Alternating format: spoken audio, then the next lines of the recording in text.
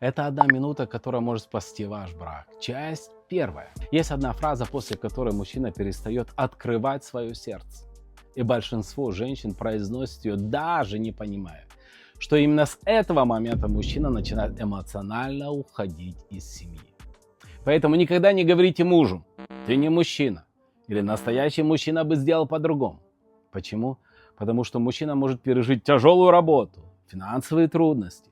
Но когда женщина, которую он любит, начинает сомневаться в его мужественности, она атакует самую глубокую часть его личности. Мужчина может забыть спор, но редко забывает женщину, рядом с которой он перестал чувствовать себя мужчиной, чувствовать уважение. Поэтому прочитайте на экране самые важные фразы об этом. А завтра я покажу фразу, которая разрушает уже сердце женщины. Подпишитесь, давайте пройдем эту серию вместе.